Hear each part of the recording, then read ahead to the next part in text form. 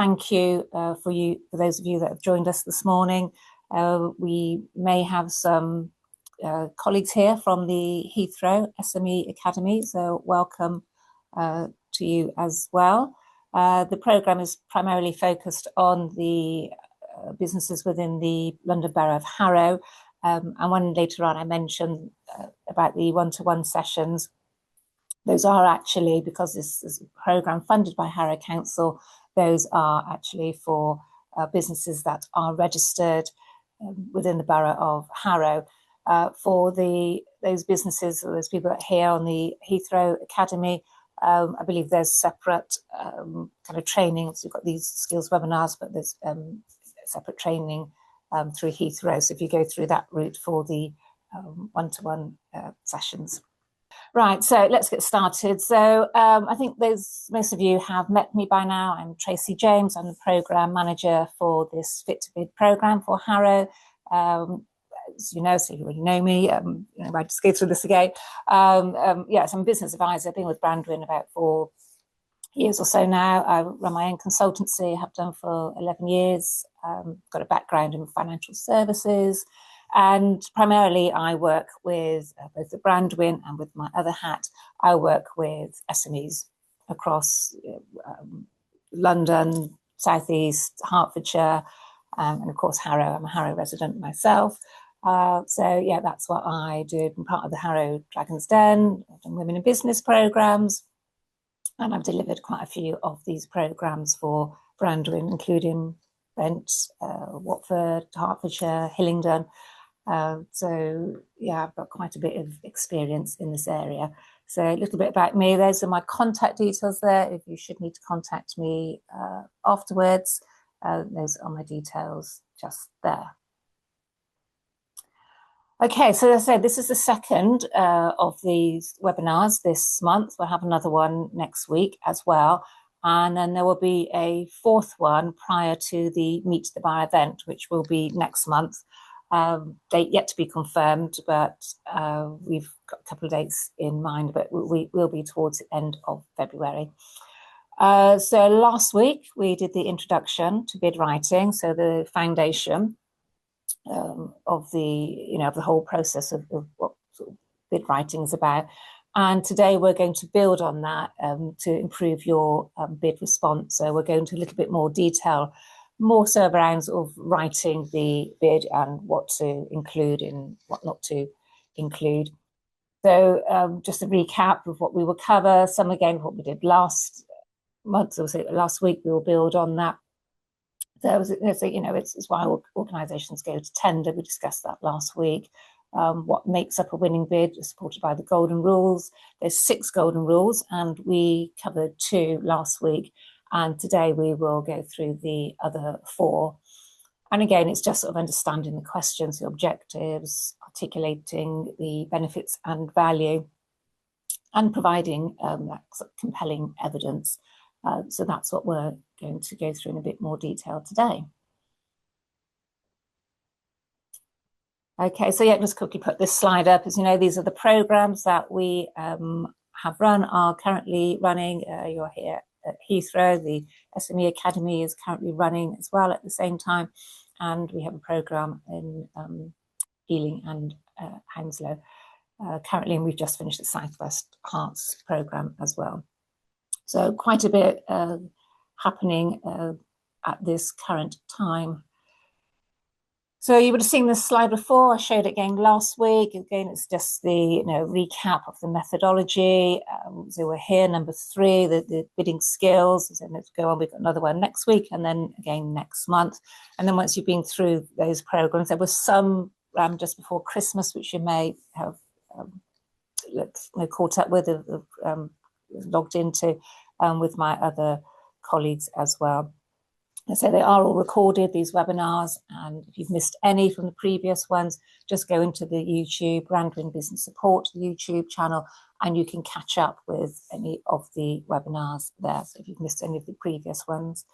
So yeah, that's where we are on the bidding skills, and then through the kind of one-to-one sessions, we will talk you through the business model canvas, and also sort of about the sales, how you work on your sales enablement. And then, like I said, that is through the tender advice sessions, and then the Meet the Buyer events. So we've already had one in November last year, and the next one coming up in just over a month's time. Great opportunity to actually meet the buyers face to face. And it's not just local authority, it will be buyers from mainly kind of construction. This particular programme is focused more on construction. Some of the others we've run have been more kind of wider buyers in terms of kind of media, film, retail, hospitality. So it's been a different mix, but this particular programme is focused more on the construction industry. And as we know, there's quite a lot of development going on in the borough of Harrow.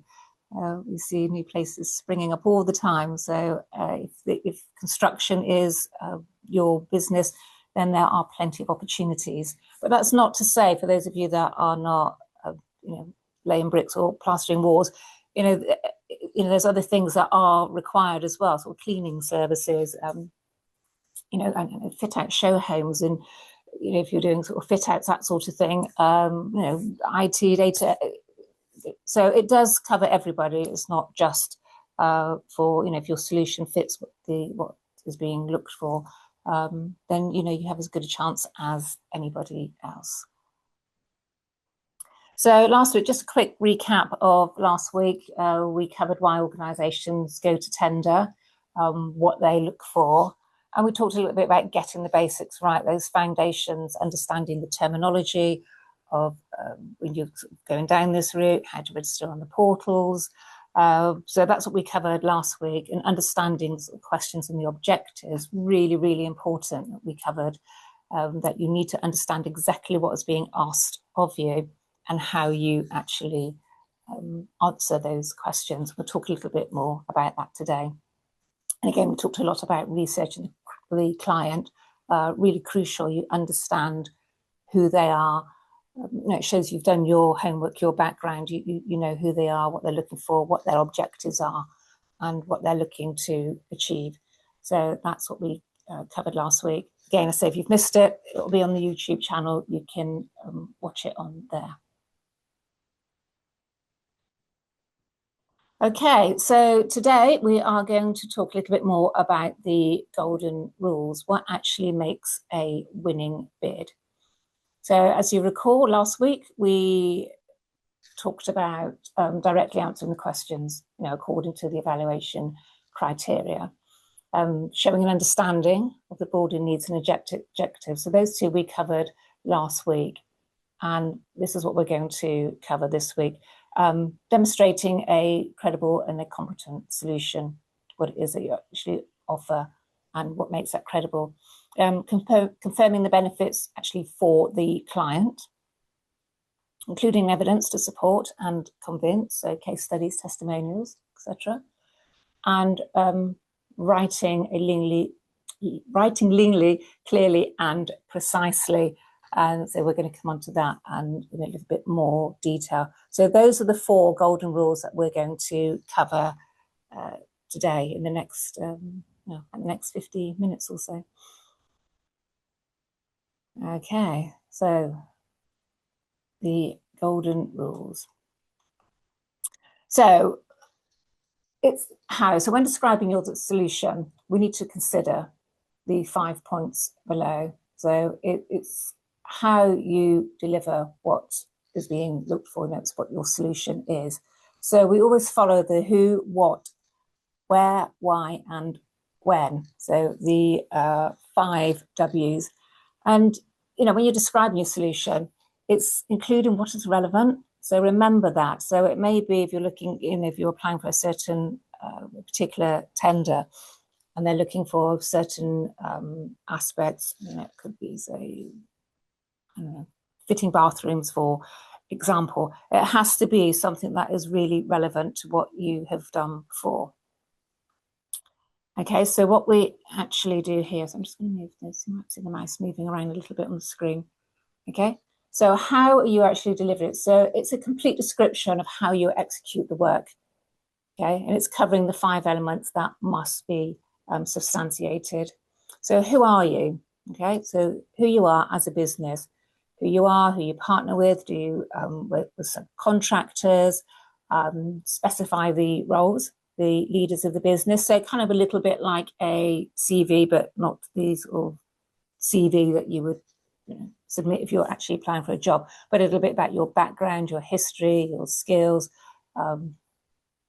where you worked before, use names if possible of your team, your leadership team, or the team that will be involved actually working on the particular contract, and who the owner is of the process. So this particular project that you're applying for, who is going to be overseeing that? What are their skills, their accreditations, their experience, etc. So that's what we focus on, the who. And then we move on to the what. Okay, what is your approach? How are you going to deliver what is being asked of you? And you break that down by step to make it really clear what are the methods or the processes that you would actually use to deliver or to fulfill this contract, what your deliverables, or if it's required, certain products that you may use, or materials, equipment, tools, etc. And anything that may be sort of innovative or a new type of product, as if it's something in the construction industry, it's something that's relatively new, it may be robust. So just kind of think sort of outside.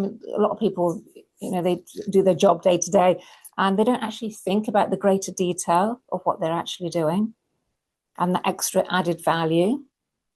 So just sort of think about that when you're actually, say all of this will be available. Take a picture of this, but this will be, you can follow up with this later.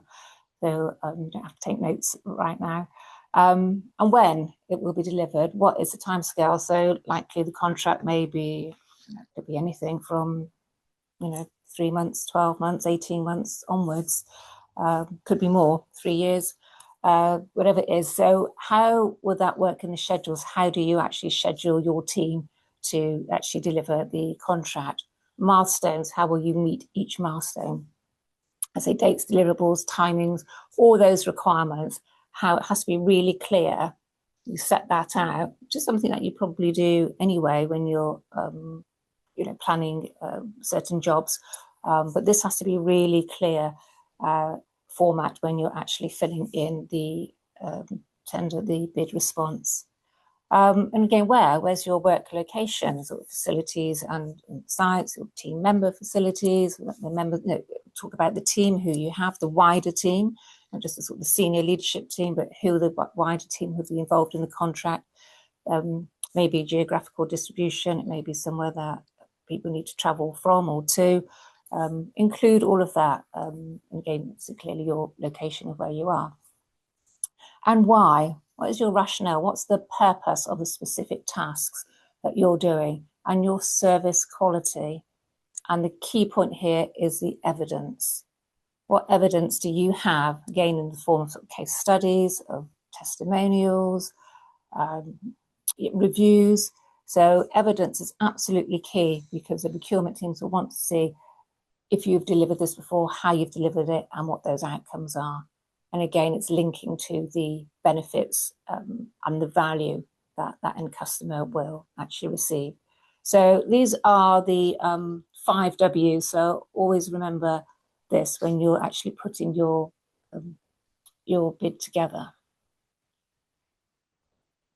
Okay, USP. What is USP? It's such a, it's quite an overused word, isn't it? Unique selling point. But we do ask this, and it is true, what does make you stand out? And so it is used a bit too casually. And what is the definition of the word, of which there is only one? Unmatched, unequaled, having no like, equal, or parallel. Well, I think that's not always true, is it? Because if we're a team of carpenters, we're a team of carpenters. We build and we make things. So it's thinking about what is unique to your business, what makes you stand out over and above your competitors.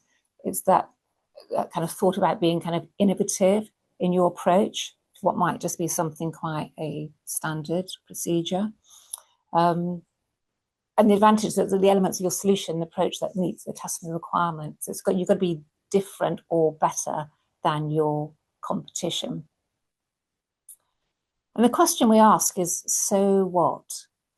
So what? So, people say, oh yeah, well, we've been doing this for 20 years or 10 years, and we're really passionate about what we do, and we've got an accreditation. It's like, well, yeah, so what? Yeah, so what? What does that mean to me? That's great. I'm glad you've been in business 20 years. It shows that you're doing something well, and clearly you respected it because your work must be good if you've been in work for 20 years, and you're passionate. I would expect everybody to be passionate about their business. And but so what about that? For me, as the end user, if I'm in the procurement team and I'm reading your proposal, what is it that's going to make me say, oh, actually, yes, these guys, girls, I'm interested. It's something that has to grab my attention, that makes me think, oh, right, okay, yeah. So that's very different to what their competitors are saying. So you have to pass the so what test. So what we're going to do, I said there's only a few on the call today. If you can just put in the chat box, have a little think about the so what. So what benefits does your solution have? So whatever your business is, whatever you do, what are the benefits to your end user? Okay, and how can you explain the added value? So if you quickly just want to put a couple of examples in the chat,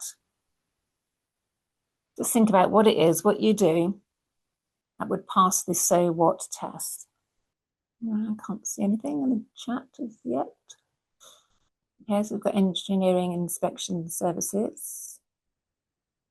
So what is that? So the engineering inspection services, what is it that, if you can give me a little bit more detail on that, what actually does that, what does it, what do you do?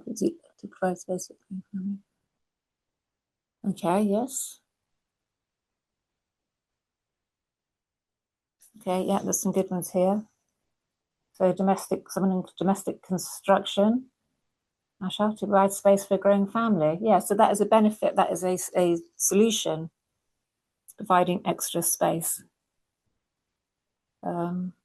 Put there, yeah, to improve quality of life.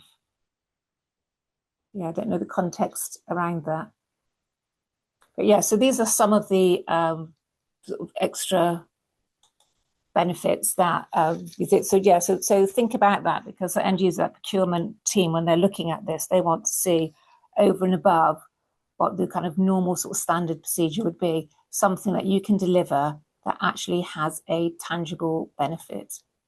So here we go. Here's just an example of some of the primary benefits. So it saves management time. Yeah, everybody wants to save time. Reduces or eliminates costs wherever there's any cost. If costs can be reduced, everybody, all of us, even in our household bills, don't we? We want to be able to save costs. Any contract that goes out, and it's not always, as I mentioned last week, it's not always about when you're bidding for a contract. It's not always the case where the lowest bid wins. It's not always a drive to the bottom. That's not a case so much these days. It's more around the value and those kind of added benefits. But of course, if costs can be reduced or eliminated, that is always a massive bonus. Reduce risk. I'm going to read through all of them, but we'll go through. Improves staff morale, increases turnover, improves margins, increases productivity, reduces waste, of course. Yeah, that would be enhances or promotes, improves an image. So these are all quite positive words. Reduces environmental impact, yes, huge, because that's such a focus now for lots of businesses, and particularly for public sector, is reducing environmental impact. If that's something that you can do, then it stands you in good stead. So these are just some examples of primary benefits. As we say, also trying to track something else, two benefits. It may be a measure for, might be a method for measuring or, quantifying, data, metrics, etc. Something that can be sort of tangible that your end user can look at and say, yeah, okay, we can understand what is happening here. We've got a clear picture of what is happening. So anything so that drives productivity. So just think about what it is that you offer and what you deliver and how you can really leverage what you do. And again, it's all around creating that perception of value. So people people buy what they believe in. So compelling evidence, there's a little fingerprint there. Compelling evidence is critical to your argument. So evidence is one of the golden rules. So what is your story? If asked, what would your clients say about you? And what would you want them to say? So again, if you could just put a couple of, something in the chat at what your clients would say about you, and how do you make what you say more believable? How do you back up your words? So if you can just pop a couple of little examples in the chat. Okay, we've got something else here. Treat child lives with children, adults, gives them, yeah.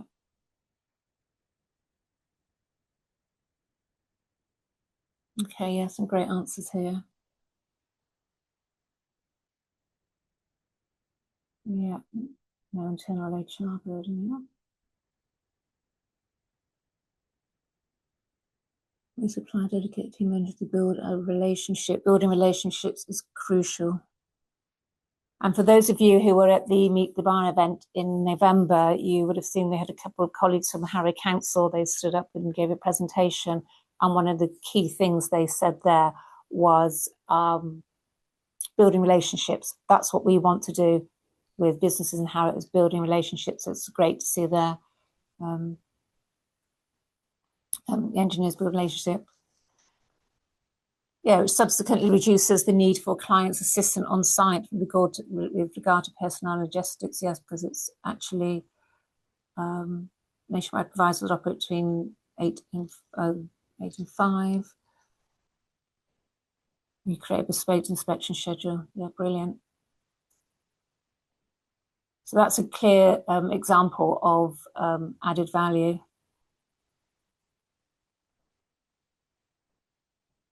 Yeah, we also deeply qualified check, right? Yeah, PR. Yeah, great, thank you. Yeah, things here there that, yeah, DBS checked, right to work, verified and assessed by local authority, experience before being printed, yeah. CPD accredited courses, yeah, testimonials, yeah, we'll come on to testimonials in a little while. Absolutely crucial.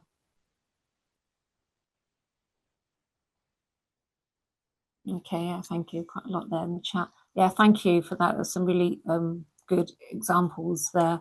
So again, it's thinking about what do you do and what your clients actually sort of think about you. What would they say if they were asked? And again, it's, as you say, it's what do you make what you say more believable? It's believing in what you actually are offering. So yeah, thank you for doing that. So we shall move on. So we only have half an hour.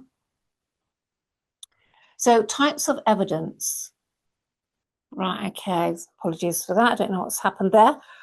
So yeah, types of evidence. What's required? So objective evidence. So accreditations, audits, any third market, customer market surveys, proof of concepts, trials or demonstrations, testimonials. We always say about testimonials, references, any articles or press articles, any awards that you may have won,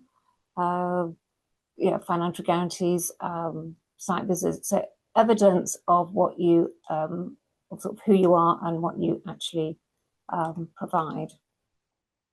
Sorry, I'm having a few technical glitches here. So again, business evidence, case studies. Now we talked about this last week, and we'll probably talk about it again next week.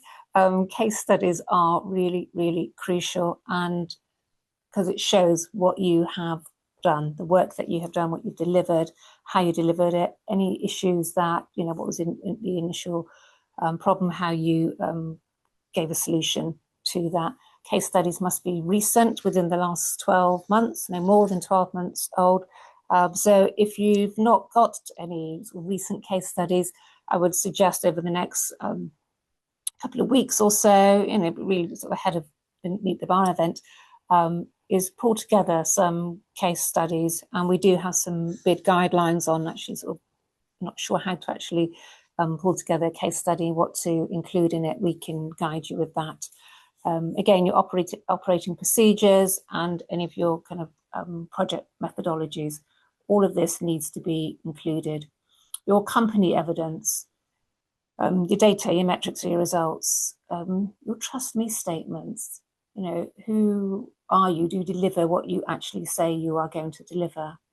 And your opinion as well. That's always valid, and especially if you have any, again, through your kind of social channels, your LinkedIn, any views or matters, any forums that you're a part of on your sort of specialist subject. It's always, it's building, it's adding to the evidence and that credibility of who you are. Any feedback surveys, customer surveys.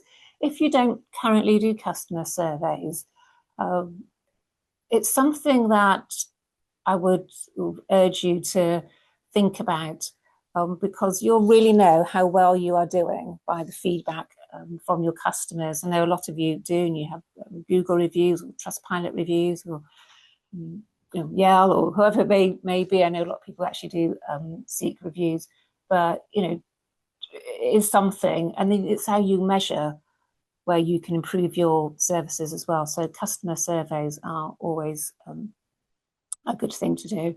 Again, your own marketing. Do you have marketing channels? If you do have marketing channels, if you do have LinkedIn, or you have any of the other social channels, TikTok, Instagram, Facebook, do keep it up to date.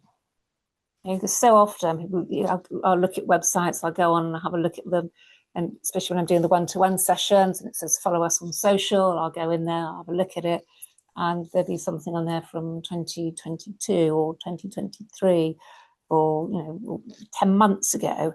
And I know it's time consuming to do this. If it's something you can outsource, or to have an intern or a student or a marketing student or somebody, or just allocate some time yourself to just make sure your social channels are up to date. If you don't have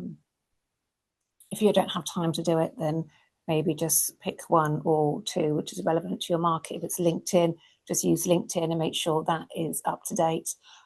If it's Instagram, for example, if it's something where it's visual, so you show before and after, if it's some kind of building work, every time you do a project, take some pictures and just get it uploaded. It just shows that you're still relevant. It's nothing worse than looking at your social channels and just seeing that they're out of date. So just a little sort of a bit of advice there, because they will be checked. Your LinkedIn will be checked if you have LinkedIn. Your social channels will be checked if that is that's how you do your some of your marketing. Again, all your policies will need to be up to date, and the your company CVs, if those are asked for, particularly of your leadership team. Sector evidence, obviously, clearly you follow the sort of standard industry procedures. Any other sort of third-party equipment you may use, and do your due diligence on that, and any standard service approaches that you use. So again, you're just building as much evidence as you can about you and your business, because people don't want to have to go and search and look for this. You need to provide all of this upfront. And then your operational evidence, your transition process. What did you do to undertake or implement the solution on any previous projects that you've done? Any performance information, so on previous contracts, over the whole period of the existing contract, did you provide regular reports to the customer? This is really crucial, that keeping in touch with the customer. things go wrong sometimes. So if something goes wrong, it's not a case of hiding away from that. It's being transparent, and this issue has occurred, and this is how we are going to fix it, or how we fixed it. Being transparent on your performance as well. And again, is that we've got their satisfaction, customer and user, the stakeholder satisfaction. As I said there, any issues and challenges, any improvements, any added value or innovations. And again, we keep saying this about this added value and innovation. That's what they're looking for, how you are different to your competitors. And recommendations and positive quotes, again, from end users. It all comes back to that kind of evidence of who you are, what you do, how you deliver it, and what is the satisfaction. And obviously those include those added benefits as well. So evidence is key. And just again here, it should be relevant to the bid and to the client, be as recent as possible, as I've just mentioned.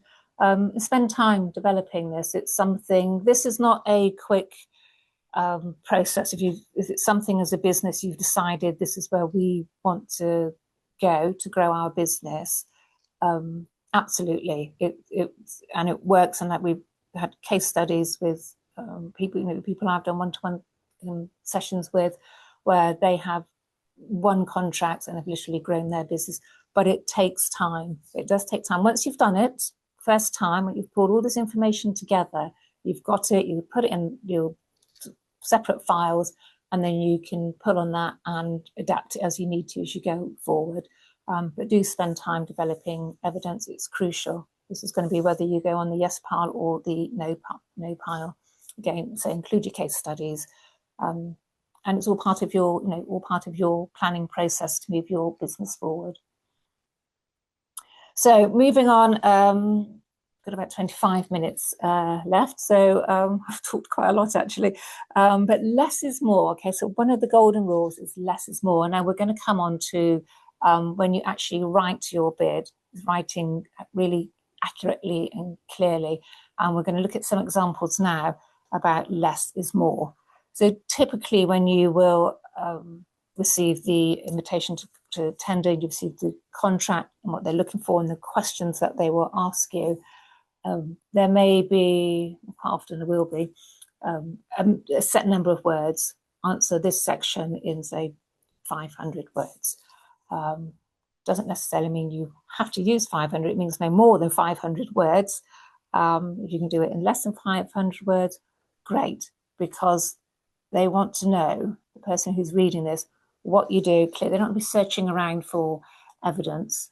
Okay, they want to be able to connect with you straight away. As we say there, you must connect and not distract. Okay, because there's going to be a human at the moment. These tender documents are not read by AI. It's not filtered through a machine or an algorithm. It's an actual human being a team of people who will sit there and actually physically read through your response. Okay, so you need to connect with that person that's going to pick that up. They know nothing about you and know nothing about your business, only what you put on that piece of paper. Well, it's not actually going to be a piece of paper. It'll be probably online. But anyway, you understand what I'm saying. It's not going to pick up keywords here and there. It's actually read by a human being. So as we say there, just like a little diagram, you have to show empathy and authenticity. Just be real. I don't say, oh, we can do this and we can do that. If you can't do it, just be real, be true, who you actually are. Do you have shared values? Do you understand their vision? What they are looking for, kind of speaking their language as well. We talked a little bit about that last week. As we said here, they're not going to dig for your strength or work too hard to be persuaded. They want to see it's on that document. As I said earlier, they will look at the socials and they will do research. They will look at your website. They will do some research on you, and where they can find the look on Companies House. I'll check all of that information on you. But in terms of the solutions to what you provide, they're not going to do that research. That needs to be presented to them. So you want to make their job as easy as possible, not going to waste their time. And trust me, they will appreciate it. So some of the 6 rules for writers when you're writing: never use a metaphor a simile or other figure of speech which you are used to seeing in print. Don't use long words when a short one will do. If it's possible to take a word out, always cut it out. I'm going to come on to some examples in a moment. Never use the passive where you can use the active. And again, I'll show you an example in a moment. Don't use any foreign phrases, scientific words, or jargon you can think of an everyday sort of English equivalent. So you kind of write as you speak, but do avoid jargon. Yes, I say rather break any of these roles than saying anything outright irrelevant. And again, of course, all has to be relevant to what you are actually applying for. So here we go about generally never using the passive when you can use the active. So here's just an example here. So we've got here, Oliver Twist was written by Charles Dickens, 7 words. All right, so the other way of writing that is Charles Dickens wrote Oliver Twist. To the point, okay? 5 words. Because trust me, when you've only got a certain number of words, it's surprising how many words when you get to anything, oh crikey, I've gone over 650 words. I need to scale that back down. So these are just some examples. The opera singer was heckled by an onlooker in the crowd. Okay, so that's passive writing. Active is an onlooker in the crowd heckled the opera singer. So you see how that is much shorter and to the point. So it might sound like we're kind of teaching you to suck eggs, but it's just sort of getting into that mindset of just writing in the kind of active way rather than in the passive way. Definitely avoid jargon, Americanisms with all the Z's in there. So, I mean, I've seen it before. People sent me copies of their sort of expressions of interest or when they've had the invitation to tender, their response to the invitation to tender.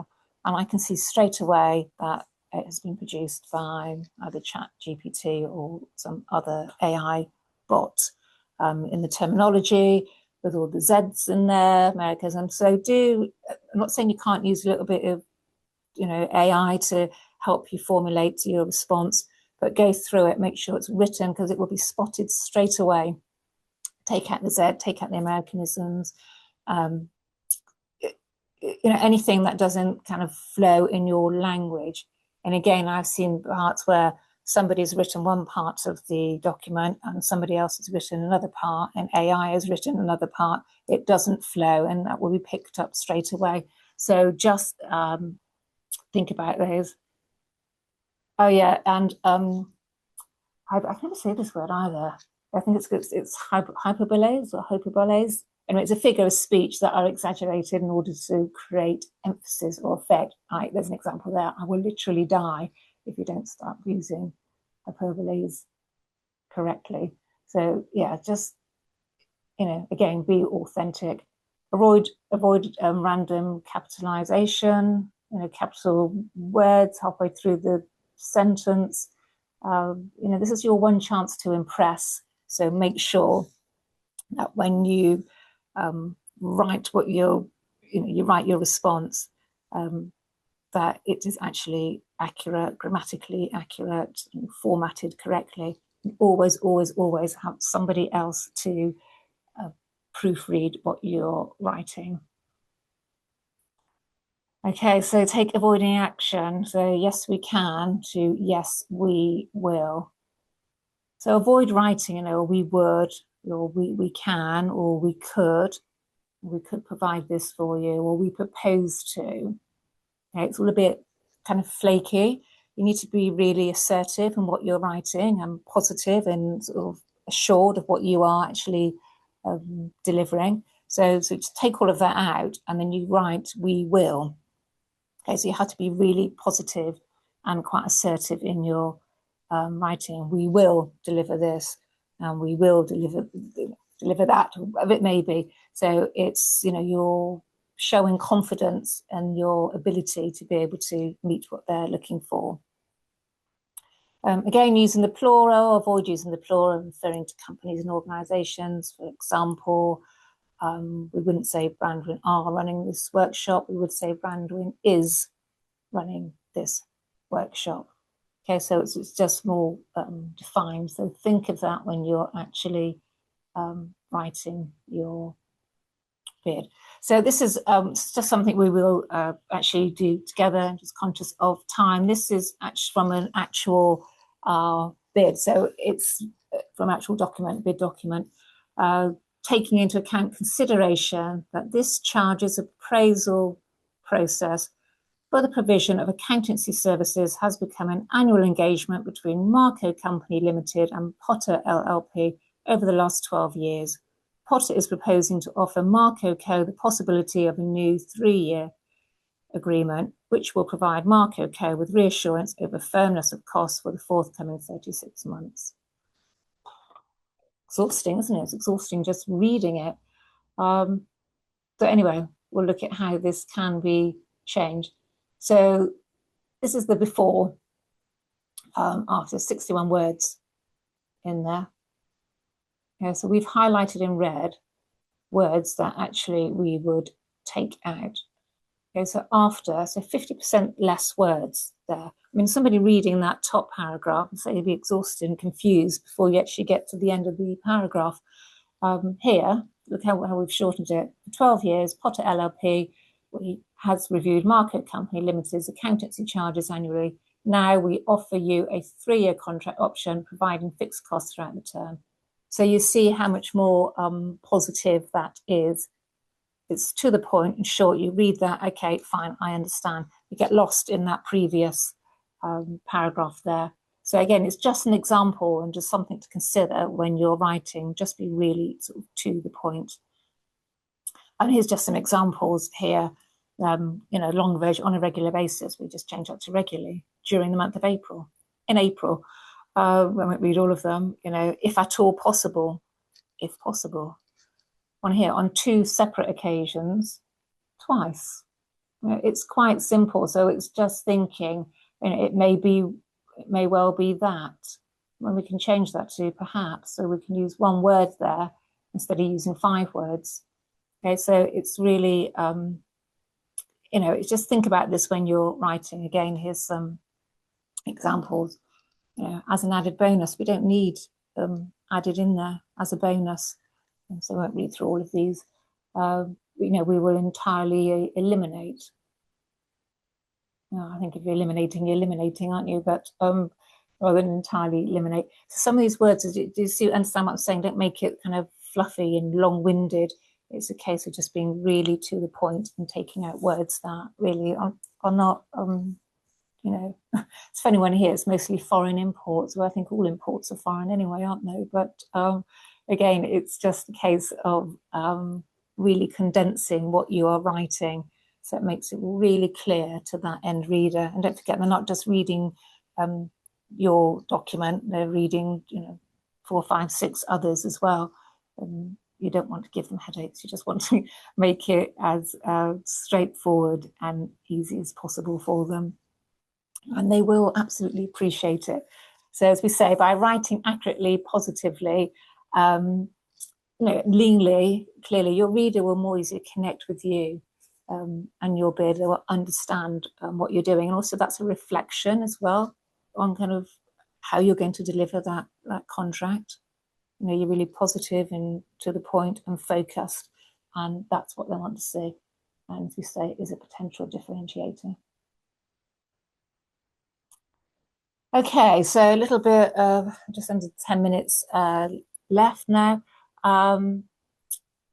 So what we've covered, so really the kind of workshop summary, and next week we'll be talking about public sector bids. We'll be focusing more on that. So the what we sort of covered today really is the compliance. So, you need to satisfy all the invitation to tender requirements and instructions. That's the first point. And so we covered that a little bit last week as well. Answers why you, tell a differentiating story and provide strong, clear reasons for why they should pick you. So think about that when you go away from today's session. Have a think, as a business, if you work by yourself, just have a think about that. So, or ask some of your customers or your colleagues. If you work within a team, maybe have a discussion this afternoon and I'm sure some of you already know this anyway, but it's always a good exercise to do from time to time. You know, what is it? What is your story? What's your differentiating story? And how do you actually evidence that? And why do people pick you? So again, just have a little think about that. Customer focus, yes, we've mentioned this before, using their terminology. When you read the invitation to tender, what they're asking, look at the language they use in their kind of terminology, do the research on that client so you understand what their objectives are, what their challenges are. So you really kind of get into their head so you understand exactly what they're looking for. You know, as it says there, solves their problem and delivers the value that resonates them. It's all about them. It's not about you. You can deliver what they need, but it's all about them. You have to fluff them up and make them feel good. Compelling evidence, as we said, you know, it describes the benefits and the value, and of course pricing, and it will come on pricing next week as well. Pricing has to be correct and sort of clear breakdown of your pricing structure as well. That is key. Proposal quality, you know, yes, it's to be well written and say consistent, as I said to you before about the 3 different, you know, 2 people and the AI bot who put the proposal together, and you just see looking at it straight away. Yeah, I can see this, it doesn't flow, it's not consistent. So make sure it is consistent. Of course, yeah, it has to be professional, no typos, and it's just worth spending time on this to make sure that this is done correctly. It's your one chance to impress. Easy to evaluate, yes, it hits the evaluation criteria. We talked a little bit like that last week on sort of scoring ratio, where you want to, well, how you need to score. Clearly, you want to be in the top column and score maximum points. And you will do that if you answer the questions correctly and no waffle. You don't use too many words, and you actually do answer the question. Yeah, and evidence, claims of uniqueness, again, you know, the capability that you offer, what value you're offering, and you know, again, it's supported by factual evidence. As I said earlier, if you haven't got, you know, current case studies or testimonials, you know, go back through, have a look through them, get some new ones each time you do some work with a client. Just ask them to give you, you know, a few words, keep it up to date. Go back through have a look through your, you know, say your social channels, your LinkedIn, news on your website. If you have a news section on your website or a blog or anything like that, if it's out of date, take the page down or hide the page and go into your website. That just hide it for now. Or alternatively, if you have time, put up some new news. Nobody wants to see news from 2023 or 2022. So nothing happened in your business in the last 2 to 3 years. Let's see something that's, you know, everybody's got some news. You know, even if, you know, business news, a new client you've taken on, something that's happened within your team. Do you have some new team members? Have you got a new accreditation? Are you working towards a new accreditation? Anything that you can, that, you know, the person in the procurement team looking at it, if they're looking at you, so they can understand more about you, about your business, but don't have old news on there. It's the biggest turn off ever, because you'd say, well, this business, you know, what are they doing? What they've been doing for the last 3 or 4 years. I say either get rid of it or just keep it updated. And it's good to have something kind of news, what you're doing. It's engaging, so it engages your reader, engages your audience. So just something to think about. So one of the final golden rule, so it's, I'm sorry, but the winner takes it all. It's not actually about the taking part, it's the winning that matters. So you bid to win. That's what you have to do. As I say, it does take time to do this and to do it properly. But once you've done it and you've got a procedure in place, the more you do it, the easier it will become. And actually, it's a good practice to do for any business anyway, to go through this, make sure your policies are up to date. Again, policies, make sure you review them every year, make sure they are up to date. We see policies all the time. You know, reviewed, you know, okay, some I've seen 2018. I mean, you know, seriously. But every year, it's a good time of year, January, to review your policies. If you need to. I know some of you belong to professional organisations, so they look after that for you. But just make sure they are reviewed, even if you just check through them every year and just say, yeah, review January 2026, shows they're up to date. So anyway, I move on. So that's just a thought about, just give you some more insights into what to do, what to look for when you actually start bidding for contracts, and what you need to do to make your proposal, your bid, stand out amongst your competitors. Okay, so we've only got a few minutes left now. Again, as I say, all the webinars are on the YouTube channel. So these are some of the other programs that we delivered over the last few months.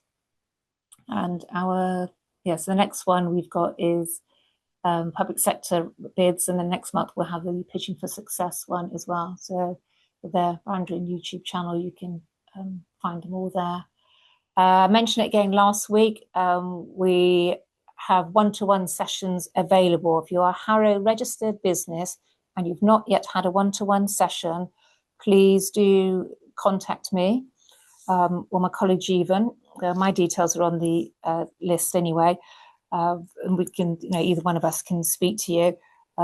There are, up until the end of next month, we do have some one-to-one sessions available. They are held online. They are for an hour, and it's a great opportunity. It's funded by the council, so it doesn't cost you anything, only an hour of your time.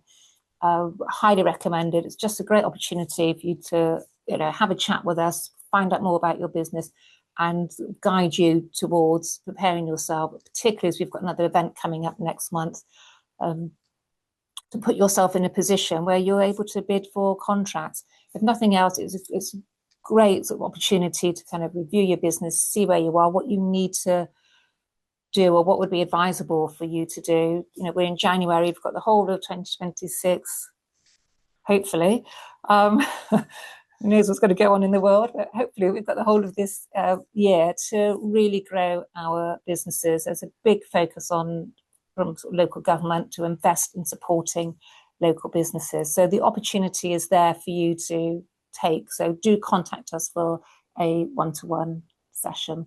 And then we'll give you we have an action card where we put down the points we've discussed, so for you to follow up, so you can take that away with you and follow up on that. We have a selection of bid guidelines here that are available to you as well. Everything from social value, putting together an expression of interest document. So all of that is there for you as well. Just a quick, as I've covered this before, so some of you would have seen this before. These are some of the Meet the Bar events that we have covered. Lots. We've done lots of them. In fact, there's a couple more, I think, to add on to that as well. As well, procurement, large sector buyers, construction, infrastructure, and local large anchor institutions. As you know, we're a partner with Heathrow, the Heathrow SME Academy, which is currently being run. So we have the ear of quite a few of big institutions in London and the South East. That's just to Meet the Bar event. It's an old slide, and that was the one we had last year. So the next one will be next month, date yet to be confirmed, but you should hear early next week about that. These are businesses who have actually been through the programme and have actually won contracts. So if they can do it, and so can you. There's no reason why you can't do it, even if you're a small business. We've got somebody there, a lady there who did scented candles. She's now supplying, I think it's the Heritage Centre or the museum in Harrow. And we've had some of these have actually gone on to secure some quite sizable contracts. So it can actually be done. So there we go. Next week, the 29th, writing public sector bids and tenders. Slightly the same time, 10 o'clock next Thursday. And then I say next week, once we know the date of the Meet the Bar event, we will be doing the Pitching for Success. It's usually the day before the Meet the Bar event. So that I should hopefully be able to give you updates on that next week. And I say, one-to-one tendering sessions. Do contact us if you've not booked your session. So my details are there. So just drop me a line or give me a buzz, and we can book you in a session as soon as possible. And then we'll get you to the stage where you can submit your expression of interest, whether that's through, to the council, or whether that's through to one of the large buyers. As I showed you on the previous slide, it does work for businesses. It is a bit of work, but it's worth it because we want you to develop a winning bid. So I think we've just about finished there. We've got a couple of minutes. Thank you for your time this morning. If you do have any questions, do contact me. So you've got my details there, Tracy James, that's my telephone number, my email address there. Contact me for any other help, or you want to book a one-to-one session, let me know. Otherwise, we're almost out of time. If you do have any questions, so if you can either put something in the chat. We have about a minute. Otherwise, I will see you hopefully next Thursday, and wish you a great day and a good weekend when it arrives. It'll soon be here. So thanks very much, everybody, for joining today.